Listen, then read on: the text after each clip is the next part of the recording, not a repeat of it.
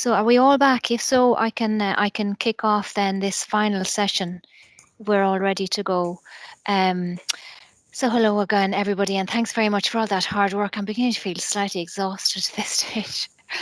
So that was a lot of hard work and some really interesting stuff there. I was listening to what people were talking about. So we've been tracking the discussions on Jamboard, and I've been trying to pull together some of the points that we've been making. But we've also had a visual scribe working with us all day. So I'm going to ask Maya to turn on her camera now and to say hello. Maya has been working. There she is. Hi, Maya. Maya has been working with us since this morning. So the first thing we're going to do now is we're going to ask Maya to share her screen. I'm going to stop sharing my screen actually, and we're going to ask Maya to share her screen and to show us a visual that she has, where she has captured some of our discussions, mainly from the early morning session, and just to talk us through that a little. So Maya, the floor is yours. Is everybody okay and able to see that? Yeah, we can see that. Thank you, Maya. Thanks. Yeah, well done. Looks great. Thank you. Hi, everyone. I've been sitting in on your fantastic day of talking about festivals as part of as public spaces and fostering inclusion. It's been really, really interesting and just drawing away. So this is what I've captured. There's a lot of talk about governance at the beginning, thinking about ways to make it less fuzzy, more robust and sustainable, thinking a lot about reclaiming space. That theme came up a lot to me, as well as ideas of inclusivity, but we'll touch a bit more on inclusivity later. So yeah, looking at ways in which financial motivation can make festivals exclusive, but also the ways inclusivity can come in through that. It was a celebration, really, I felt, of public space, but also an interrogation of how to make public spaces and festivals work well for us. I'll hand over to you, Bernadette, if you have any other comments on it. Yeah, no, I mean, I think we talked about an awful lot of things this morning, and I can see some of the big themes coming out there. I mean, if David or Andrew or Christina or Alba wants to hop in there and pull out anything, please do. I think there's lots there, and it's just very interesting, isn't it? Just represented in a different way. And as Teresa said, it gives a whole new meaning to fuzzy governance. That's a fantastic poster. I just my chat is switched off there. Yeah, so you're getting a lot of good comments here, Maya. Alba would like to come in. Yeah, just a comment. Thank you very much, Maya. It is a wonderful thing. So what I really love is how you make a differentiation of smaller comments and bigger comments. For example, for me, it's very nice to see that reclaiming space is really central and really big, and that's make me thinking about how our project in the future could be more going in this direction. So observing how communities, how people wanted to reclaim the public space for their activities, even there are events or there are non-official events, etc. And in the same level, there is this other way that you put it out here, so gentrification. So, and I also like it because it could be a relation within them. But thank you very much, Maya. That is really wonderful. We will love to use it for future presentations and future comments with the students. Thank you very much. I think the remarkable thing, Maya, is that how successfully and succinctly you can sum up issues that it's taken us most of the day to discuss and never had sufficient words. And we try to write within 6,000 or 7,000 word articles, or perhaps even a book length of 70 or 80,000 words. I think it's fantastic representation of our discussion. It's always kind of nice to look back at what you've actually been discussing in a way that makes it much more concise. So thank you very much for that. Excellent. Okay, so Maya has kept drawing throughout the day. So I am now going to share my screen and show you my attempts just to synopsize what we've just been talking about since 2 o'clock, but particularly in the breakouts. Now, are you able to see my screen there? So I thought there was a great amount of points made, and I was really struggling. So in the end, the ones the yellow stickies at the bottom, I think they're kind of synopsizing even what I was synopsizing here. And I was trying to think, it seems to me that we talked about inclusivity in terms of, the principles or the values that an organization or a city might hold, the processes that we engage in as we make our festivals and make our public space. This embeddedness, or the geography, the location, I loved that. That came out several times. The sense of ownership, the working with the people that we want to include, and the right to have a culture came out strongly in one group. The freedom of judgment, and I suppose, embedding ideas around and understanding, I suppose, in the first place, what we understand by inclusivity, which is a big question of where we're starting from. Then there's the whole operations. So there was a lot about, no cost was critical, the access, the logistics, thinking front of house as well as back of house, all of those operations.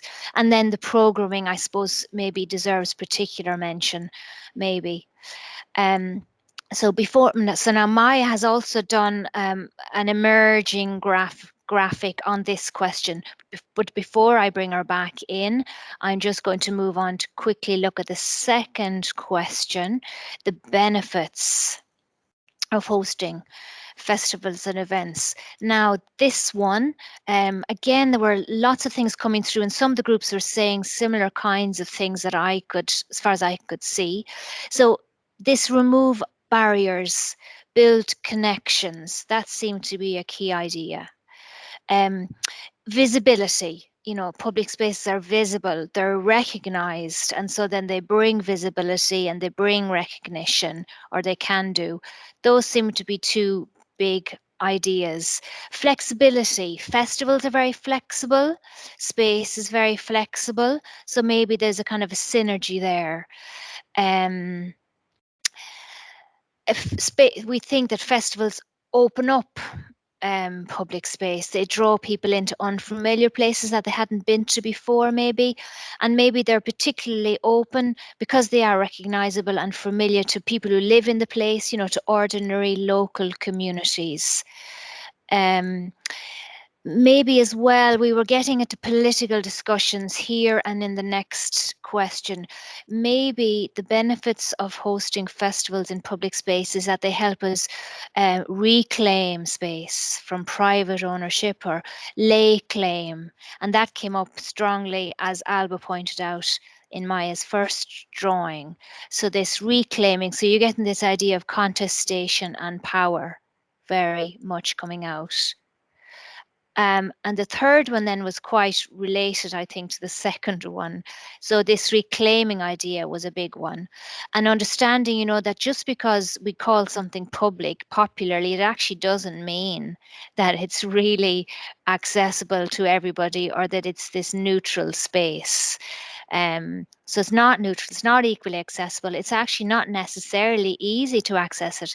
And one of the groups made what I thought was a really interesting point. The public space is actually increasingly busy and filled with bodies of all kinds, which makes it difficult for festival bodies to want to occupy it. And also this political question that's arising maybe increasingly for us, well, what constitutes public space and what are we allowed to do there, and what is increasingly maybe being regulated around? How can we use it for freedom of expression and for protest? With the change, this idea that space changes, that understandings of space changes. So this dynamic idea. Has anybody got any thoughts or questions or comments on any of that before I hand over to Maya back to the first question? Any comments, or anybody want to throw in something that seemed terribly important in their group?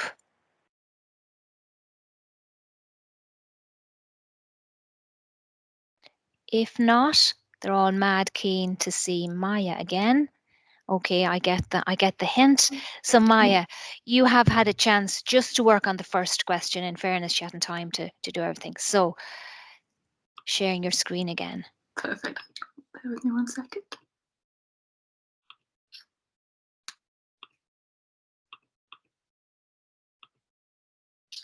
Has that come up for you guys?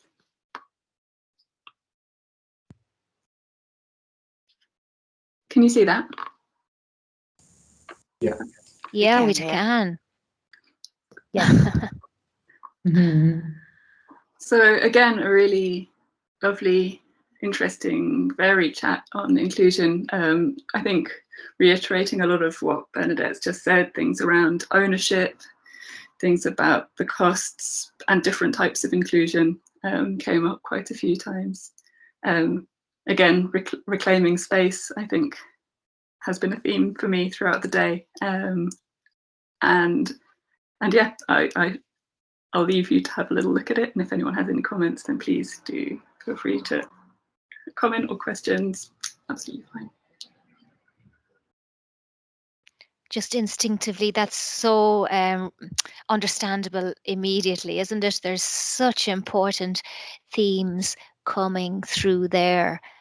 And we can see threads being pulled right throughout the day coming through here. And it's just the way it's being represented here in questions and in little phrases and in little graphics. I think it's really, really useful. Yeah, it's fantastic. So please, comments from reactions.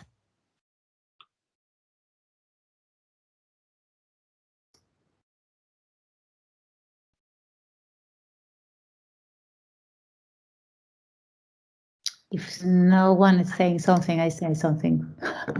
Please. I really like it again. My central point here is this finger saying that's your festival. For me, it seems to be like inclusive, but also exclusive. So saying, well, you need to go to this festival because that's your community. So now going to the other one. But that's interesting because it's a point to reflect. I mean, we talk a lot in the different groups, but also in the general debate at the beginning. So what does it mean to be inclusive, right? So, and we talk a lot about communities and cultural diversity events, but what does it mean to do for who, right? For who is this event? And I think that you put it out here very great, this finger saying that's your festival. So thank you. I give the floor to the other ones that they wanted to talk. Thank you very much. I see Fatima and then Christina. I think it's absolutely wonderful, but I actually have a slight objection to your festival. I like the term ours, and it's a word I think is much more inclusive, and it all, you know, it says what it says on the tin. Sometimes we always doing things for people when we are the people. So that was just a little bit of criticism, but I love the sentiment of it. But don't take it as a criticism, I hope. Constructive. No, thank you. Thank you, Fatima. Thank you. Christina. Well, I think this is fantastic. As I wrote in the chat, I will never write anything again. I just want to do like this. I think it's just, it's such a good illustration. But I come to think about, and I don't know if you remember Philip, who is also from Gothenburg, the small organization Göteborgo, I think it's the name, who did almost the same with, but with maps of different parts of the city. So they went to local artists living in the city, and they asked them to create a map first interviewing local residents, and then they created a map like this. And then they actually did tourist maps out of it. And I'm thinking you could do the same as a method when you work with the inclusivity of the festival. When you, instead of doing focus group, or in addition to doing focus group, you could also create these illustrations at the same time. So I think this is actually a good method to add to the toolbox when we are thinking about how to include people in the process of developing festivals. you, Christina.